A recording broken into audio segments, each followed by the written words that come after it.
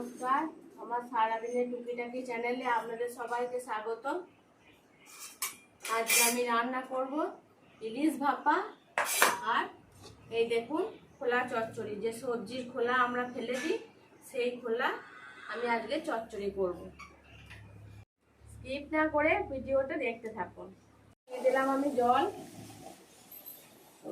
কড়াইয়ে জল দিয়ে দিয়েছি, এর মধ্যে দিয়েছি একটা স্ট্যান্ড। এবার মাছটাকে ভালো করে আমি মাখিয়ে নেব, দিয়ে ভাপাতে দেবো। দিচ্ছি আমি হলুদ,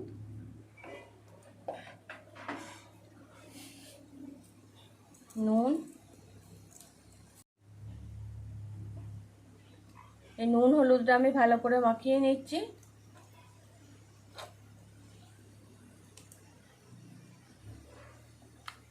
এর মধ্যে দিয়ে দিয়েছি সর্ষে বাটা।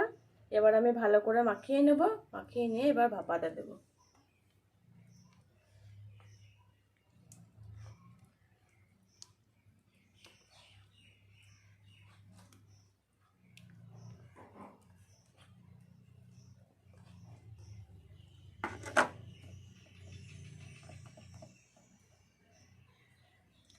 আমি টিফিন কৌটোর মধ্যে মাছগুলোকে সাজিয়ে নিচ্ছি।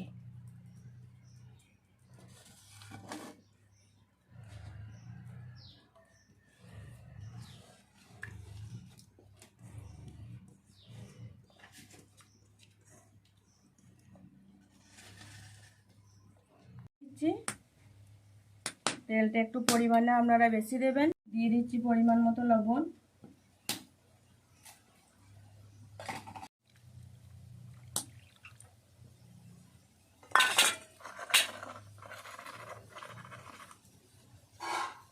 সেটা কাঁচা লঙ্কা,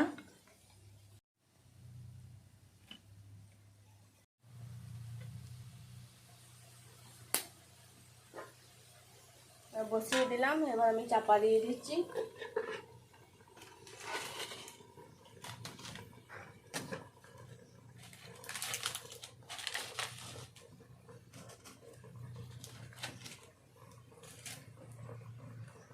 কৌটোর ভিতর থেকে ভাপ বেরোচ্ছে, এবার মনে হচ্ছে হয়ে গেছে।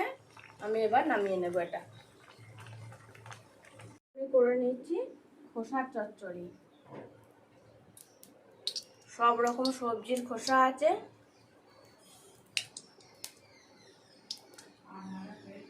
দিয়ে দিচ্ছি ফোড়নে, দিয়ে দিচ্ছি 5 ফোড়ন, শুকনো লঙ্কা,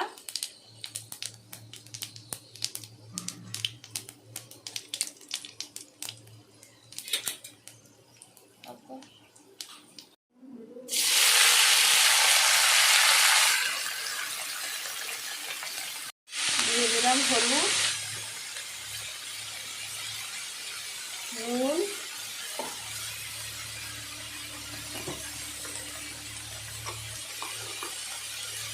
মিষ্টি। সর্ষেটা থেকে আমি জলটা রেখে দিয়েছি।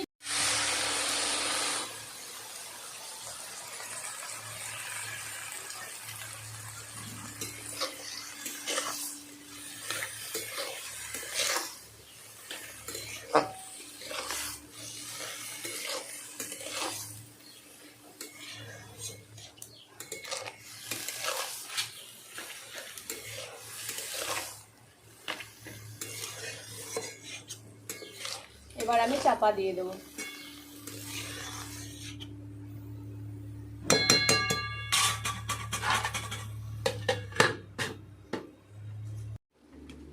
এই যে খোসা চচ্চড়ি আমার হয়ে এসেছে। তবে এই রান্নাটা জানেন অনেক পুরনো আমলের, মা দিদিমার আমলের রান্না। এর মধ্যে আছে কি কি, লাউ খোসা, কুমড়ো খোসা, পটলের খোসা আর কাঁচকলার খোসা। আপনারা বাড়িতে একদিন ট্রাই করে দেখবেন, খেতে খুব সুন্দর হয়। এটাকে আমি এবার ভাজা ভাজা করে নেব। এটা একদম পুরো শুকনো হয়ে আসবে, তখন আমি নামিয়ে দেব। মানে এই যে দেখুন জল জল ভাব আছে।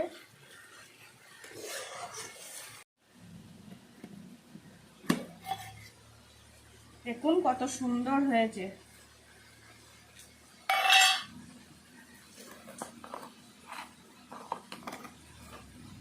হয়ে এসেছে, এবার আমি নামিয়ে দেব।